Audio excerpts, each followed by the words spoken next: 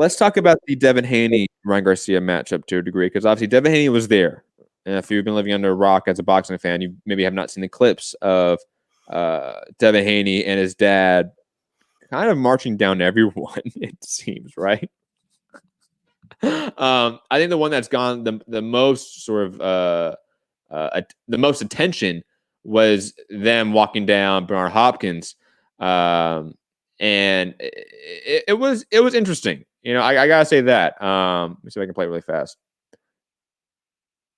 Is he not better than any opponent that Ryan Garcia has had on his resume? Who that? Him. Of course. Okay, let's make the fight happen. But, Stop hold on, talking. hold on. And stop talking. But now and it's send time. over an offer. But see, but guess what?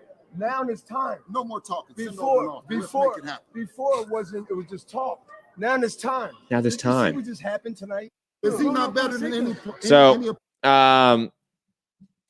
it's that fight's obviously a massive fight in the near future, but could DAZN and the respective promoters here, because it's Golden Boy and Matchroom involved here, could they expedite this, knowing full well they're going to get a trilogy out of this fight or this rivalry? Like, this isn't a fight where you're thinking it's going to be a one-time thing. We're going to get this big fight and that's it. No, you're thinking these guys are so young. They're going to fight 3, 4, maybe 5 times throughout their careers in multiple weight classes. So it's sort of a long-term investment of a rivalry, a career rival in a sense, right, for either guy, to make this fight as fast as possible. So where do you think we're going to get, or what do you think we're going to get? Do you think we're going to get an expedited sort of matchup here between Devin Haney and Ryan Garcia in the next 18 months, let's say? Or do we see them actually marinating this, as Bernard Hopkins clearly has wanted? And I actually really implore everyone to go and check out the full clip, because Bernard Hopkins, man, he makes it very clear. No, you guys are going to fight all these other guys first, and then you guys are going to meet, and it's going to be the big finale. When I don't think you can do that. You can have it be a saga of movies. It could be a trilogy of movies if you're going to compare it to a finale, a TV show, anything like that. Come on. But guys, thoughts? Haney, Ryan Garcia, is that the next A, super fight? B, should DAZN expedite this because it will be a long-running feud between them? DAZN need to do this year. I think this would be a big fight to get this done this year. Maybe the end of the year, whenever, as soon as possible. I think Haney might need a tune-up because of the shoulder injury, the surgery. See how that looks, but they can do that this year. I agree. They're going to fight each other at 135, 140, 147 in the next 5 years, whatever. I think. Does it happen? I'm not necessarily sure, but I think they, like DAZN, this would be a big. I think it would get a lot of attention. You were about to say that DAZN needs this, and I might actually jump on that for a bit, if that's okay, Rob and Gary. I don't mean to interrupt. I was quickly say, Devin Haney tweeted, Bernard Hopkins went from the executioner to an executive at the Golden Boy Witness Protection Program. I love it. These two guys are highly popular fighters, and I would say more so than any other prospect in the game. These two guys are the most popular prospects in boxing. Am I wrong on that? Guys, Gary, I know you're going to mention Tanahara, Virgil Ortiz, but let's be honest here. Oh, you're popular? Yes. You'd say they're both more popular than Teofimo, because that's the only other name I would. Is he a prospect anymore? I guess he's not. No, he's a world champ. You're right. No, even to throw him in here with this group, because Haney is a champion. only in recess. But I would say, yes, Haney and Garcia are bigger stars than Teofimo Lopez. Teofimo Lopez is definitely pushed very well. I'm not saying he's not a draw or not, trending that way, but Haney, I mean, he gets talked about and he gets in headlines on mainstream outlets. Mainstream pop culture outlets talk about Devin Haney. Okay. Mainstream podcasts talk about Devin Haney. Same with Ryan Garcia. That's just a different sphere. When normal people, when I talk about like normal people, like people that aren't us, guys and ladies that are listening to the show, we're not normal. We're fucking freaks, okay? The normal people that know these guys' name that's a sign that these guys are popular. I would say, and I might even argue, that Haney Garcia, in terms of just brand awareness, is perhaps better for the zone this year. It's going to be a hot take. I know it. Than Canelo and anybody. And Canelo Triple G3. Okay. Not that it will do more gross numbers for the zone. I don't know about that. I wouldn't argue that. But in terms of brand awareness, Haney Garcia will get so much attention from people that the zone want to market to. People that are under 25 years old, people that are under 30 years old. They love these two fighters. You know, the 20-year-olds and 21-year-olds that I know, they love Ryan Garcia, man. You get that Ryan Garcia knockout this weekend. You get Haney's knockout of who was the guy? He done the big overhand right, put him to sleep. Menard? I'm not sure, but anyway, two big knockouts. Put that together on a little highlight reel package, and I don't know. Not saying that sells the fight, and you know it's going to be on Super Bowl weekend or anything like that. But yeah, I agree, and I think maybe not Triple G. I think that would catch a lot. But then I think that would also get a lot of people saying like, I don't want to see it anyway. You know, there's already that crowd. Like, I don't want to see the third fight anyway. I know there's a lot saying they want to see it, but I think you might be right. This would catch fire. You know, like the world for a moment stopped and talked about Ryan Garcia. Like it was not like, and everyone was positive. Everyone was positive. There wasn't anything. Even the ones you expect it from. Like, oh, wow. Like Leonard Ellaby was out there. See, this is the thing, like the tank thing. Leonard Ellaby out there pumping it up, saying, "Oh, that's how you do it, huh, Ryan?" You know, good job. Like everyone was positive about Ryan Garcia. That's a sign that he is trending that direction.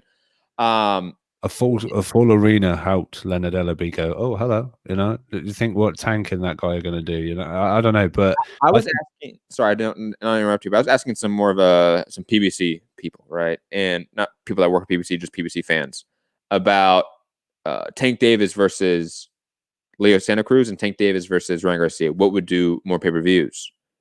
And it seemed to be universal that everyone's saying Tank versus Ryan Garcia would do more pay-per-views. That's a sign. That if a prospect is in that equation, we're talking about him doing more pay-per-view buys than an established multi-weight champion like Leo Santa Cruz that's done 1 million+ viewers on Fox consistently. He's the next, not necessarily guy, but he's one of the next guys to carry the banner of the sport in terms of stardom and popularity. He just did. I want to get into one thing with I think if Ryan Garcia, we talked about Ryan Garcia fighting Devin Haney multiple times throughout their career, which and Teofimo Lopez and Hector Tanajara, you could have another, 4 horsemen of that division. And then Tank Davis, too. I mean, this could be a great era of boxing. But here's what I would say about that. If you're going to beat Devin Haney, if Ryan Garcia is going to beat him, get him now. Because, I mean, Haney is so good. He's just going to get better and sharper and more skilled. Like, he's the better athlete. He's the best athlete of the bunch, I would say. Before his skills get too sharp and too finely tuned, you're going to want to get him now. You know what I'm saying? Because I think 5 years from now, Devin Haney is a more skilled, more polished boxer than Ryan Garcia, and Haney might be able to just outclass him. If you're going to get him now. So if I were Golden Boy, I'd look to make that fight by the end of this year, like Rob said. I don't know what Haney's timetable is, and I'm sure he's going to want to take something in the interim before going in with Ryan Garcia, but I would try to make that fight sooner rather than later, because if you're going to win it, you're going to win it now. You're not going to win it 5 years from now. So make it now. And then if you lose 2 years from now, 3 years from now, then you can make it a trilogy. Exactly. Then I don't know. Like Matt said, this has got multiple weight division written all over it. And I think Matt, you sent it. Like, was it one of your friends said? Like, it's Oscar Floyd. Dude, oh my God! When my friend, the same friend that had his sister go to the fight, yeah, he was like, "Dude, I'm telling you, it's the next Oscar Floyd." I was like, okay, I don't want to get into how like that's not a great comparison, but like I get what you're trying to go with. It's the next Mexican star versus the next African American star. I get what he was going with, and it's largely true right now, I guess. Yeah, if you're looking to the next 5 years and you're thinking about that classic dynamic of a fight that really sells well, to the U.S. audience. It just does. Ryan Garcia, Devin Haney is that long term. And it's better. Even the short term it is. It's better because they're both in their prime, right? I mean, De La Hoya was still kind of in his prime, but he was kind of past his prime too. Yeah, without going into the nuance of it, but when you look at it, you got Ryan is Oscar's new, the golden boy. After Canelo, it's the young up and coming, and Devin Haney out of the Mayweather gym. It's got the whole thing behind it. It's got the whole story behind it. Yeah, you get into what actually Oscar and Floyd was. You can sort of go, well, it's not, but you can make it into that. And it was, I don't know, I think it'd do crazy, but yeah, for me, the zone need to look at that for the back end of this year. I think that would be one that people really got, because I think Ryan can sell. I think he can sell it. He gets excited, right? And he could talk, and I think he would bring it out in Devin as well, because Devin's quite a nice, but he's got some, a bit of like dog in him, and when it needs to be said, he'll say it. And I think it could really do really well. I really do. But I think they need to do it 2020 or early 21. Yeah, I agree completely. I think the only thing you have to worry about is if Loma is still king of the lightweight division after April, i.e. if Lopez doesn't win, then everyone's still gunning for Loma. Right? If Lopez beats Loma, then it's a fucking open door for the division. Even though Lopez technically would be the king of the division, I think in all of our minds, and he would be. He'd be, technically speaking, not really, though, the undisputed unified champion. Even though Campbell, Fortuna, and Haney both had WBC belts. Fuck. It would signify it's open season. Like, anyone could come in here into this division now and reign because the king is gone.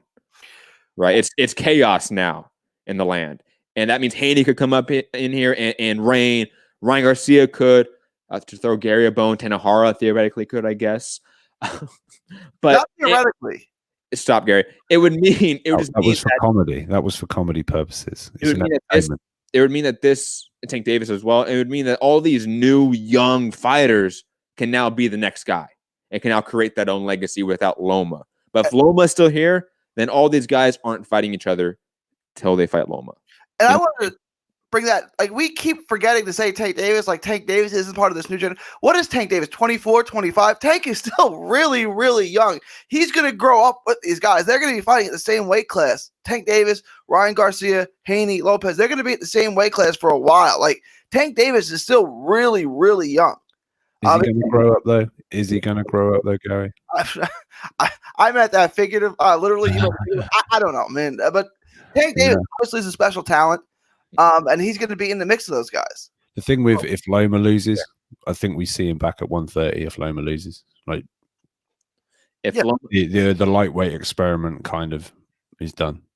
If we see Loma win or lose, the clock is ticking on his career. Yeah, for sure. He doesn't have long in left in his tank, so to speak, for boxing. He just doesn't. He's 35 years old already, 36 years old. Like, he's already pretty advanced, I want to say, in his age.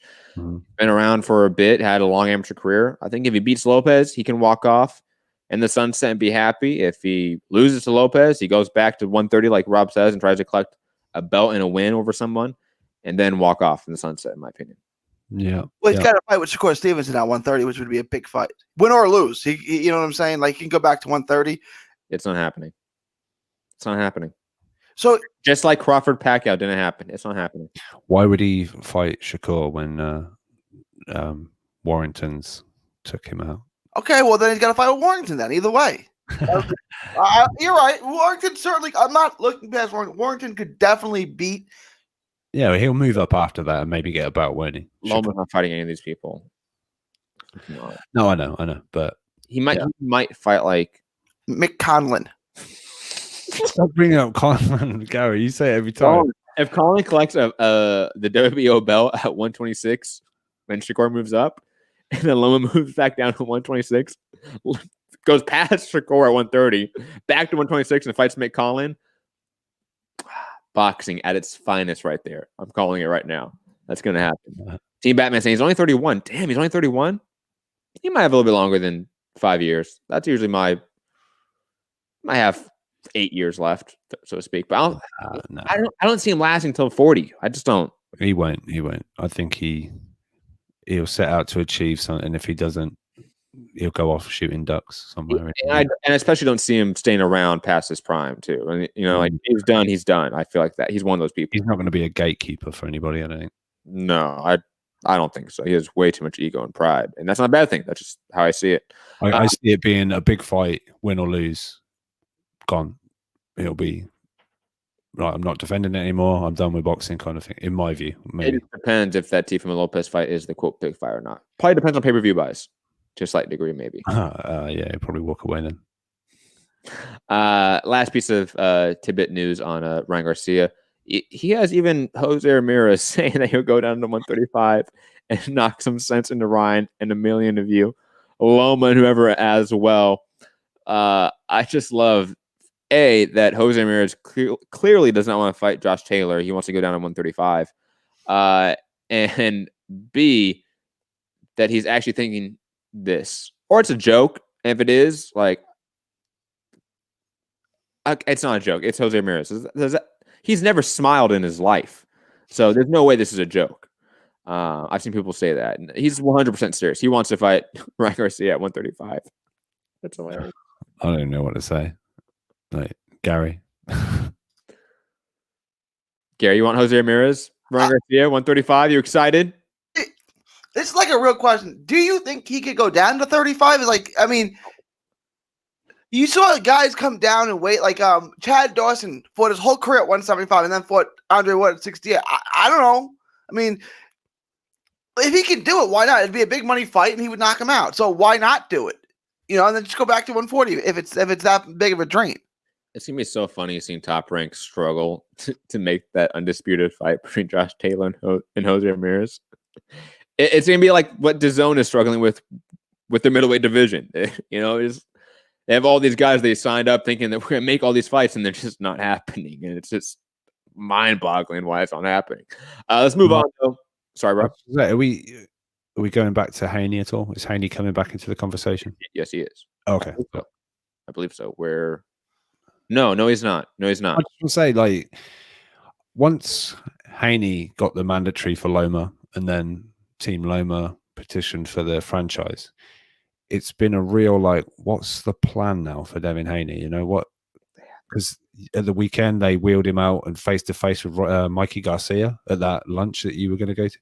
And then he's in the ring against Garcia. You got Bill Haney. I think he's just trying to. I know they want a big fight, but it's like, what's the plan? And that Mikey fight's just not happening at all. And probably Mikey was told, "Hey, go stand from Devin Haney and do a face-off just for the media." And he's thinking, like, "What the fuck? Why am I doing this? I'm not fighting this dude." And I should say B, I'm not fighting him after Jesse Vargas anyways. I'm fighting Manny Pacquiao. What are you guys talking about? In Saudi Arabia, live on DAZN. What the fuck are you smoking here? It's crazy. I was like, what the fuck they got him face it? And I was like, is this like an old picture? What the? And then there's like all the design stuff in the back. And I'm like, this is that lunch that Matt was getting. What the fuck? Why are they doing this? And it's like, I guess are they building something for the future? What? And then he's in the ring with Ryan. I'm like, this makes more sense. Then I saw people saying, oh, who wins, Mikey or Devin? And they're like, oh, Mikey destroys him at 135. I said, Mikey's not making 135 again. Funny part is none of those fights are happening because he's fighting Campbell Fortuna winner. That's the fight that's happening next for Devin Haney. Like, without a doubt, he is fighting Campbell Fortuna winner. Gary, before we jump off, any thoughts on what Rob brought up about the lack of planning by Matt Trim and/or DAZN when it comes to Devin Haney and what was next after Loma when they could not get that Loma fight? I like Devin Haney's dad because he was the publicist for Too Short, who's a much better rapper than Jay-Z. Was he? Yeah. I didn't know this. Yeah. Oh, awesome. That's why he said told Devin not to sign with a promoter right away. I was like, I can do this for you. They don't really have a plan for Haney, but I mean, look, Haney's paid already. Haney's a star in his own right. They'll get the fights that they want. I mean, I don't know what that is. I don't know that they had a plan B, but by the time he's ready to fight again, they'll have the plan planned out for him. I mean, they've taken him so far off their own blueprint. Like I don't know what that plan is, but I'm sure it's not being ad-libbed at the moment. I'm sure they have a plan. 92 Aku with a obvious statement of just pure depression, saying we're never going to get Loma Mikey. You're unfortunately right. That fight would have been the fight for the lightweight division for that era, and they just like passed the ball and said, "Nah, we're not going to make this one, guys. Sorry." But it would have took Mikey to work with Bob Arum. I don't know. And he what do you, dude? I literally was next to the guy at what fight? Rob, stop. I was sitting behind Mikey and Bob Arum at the Richard Comey fight against Ray Beltran. Which I believe they were chummy. They were laughing together. How can that be after Mikey took 2+ years out of the prime of his career not to work with that guy anymore? Like, how can they be chummy? I believe you. It's like it blows my mind a little bit. It's the same reason why I think Al Heyman, Eddie Hearn, Bob Arum, Frank Warren, all these people actually get along very well, but they know that narratives and talking points about them having beefs and rivalries in terms of making fights and negotiations sells the fights. And it gets all their fans on social media tweeting, which means attention on their fighters. So they just do it for the show. And I think Mikey's probably made more money having 2 years off than had he just stayed with Bob Arum. Probably, you're probably right about that. Same with Floyd. Same with Andre Ward. It went crazy for Mikey after that, right? So big purses. Look, he's on his own fighting Jesse Vargas for $7 or $8 million, right? Yeah, but this, just for a slight advocate there, then we can jump off of this. He probably could have got it regardless because look at the market. Like the market was going to inflate regardless, But that doesn't matter.